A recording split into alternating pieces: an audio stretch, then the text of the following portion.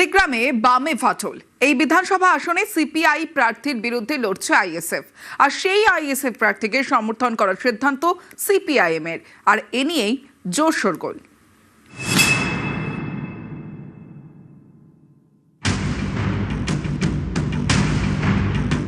পূর্ব মেদিনীপুরের নন্দীগ্রাম এই বিধানসভা আসনে বাম এবং আইএসএফ এর সমঝোতা হয়নি। শান্তিগিরিকে প্রার্থী করেছে সিপিআই। তাঁর সমর্থনে দেওয়ালে দেওয়ালে প্রচার। সবে মিরাজ আলী খানকে টিকিট দিয়েছে আইএসএফ, তাঁর প্রচারও চলছে।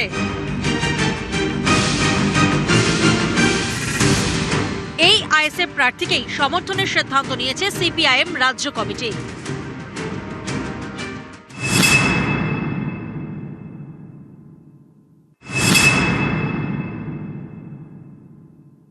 আমাদের পার্টির প্রধান লক্ষ্য হচ্ছে এই পশ্চিমবাংলায় তৃণমূল এবং বিজেপির যে বাইনারি, ওদের কাছ থেকে মানুষকে টেনে নিয়ে আসা। সে আইএসএফ এর প্রার্থী হতে পারে, সিপিআই প্রার্থী হতে পারে, উভয়ে কিন্তু তৃণমূল আর বিজেপির বিরুদ্ধে বলছে। অতএব তৃণমূলের পক্ষে যে ভোটার, বিজেপির পক্ষে যে ভোটার ছিল, সেই ভোটারকে টেনে নিয়ে আনতেছি। সিপিআইএম এর জোট শরিক সিপিআই। নন্দীগ্রামে সিপিআই এর প্রার্থী শান্তিগিরি, তাঁর সমর্থনের প্রচারেও নামে সিপিআইএম। 23 এপ্রিল প্রথম দফায় নন্দীগ্রামে ভোট। তার আগে বৃহস্পতিবার সিপিআইএম রাজ্য নেতৃত্বের নির্দেশ। নন্দীগ্রামে বৈঠকে বসে আইএসএফ এবং সিপিআইএম এর নেতারা।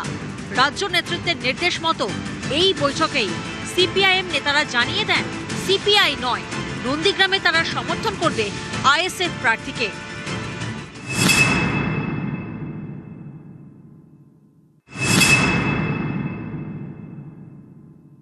শরিক দলের যারা অভিভাবক, ওনারা আমাকে কথা দিলেন যে সর্বদিক থেকে ওনারা সহযোগিতা করবে এবং সর্বশক্তি দিয়ে ঝাঁপিয়ে পড়বে।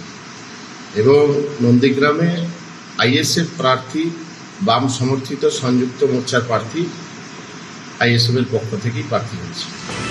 নন্দীগ্রাম থেকে সুজিত ভৌমিক, নিউজ 18 বাংলা।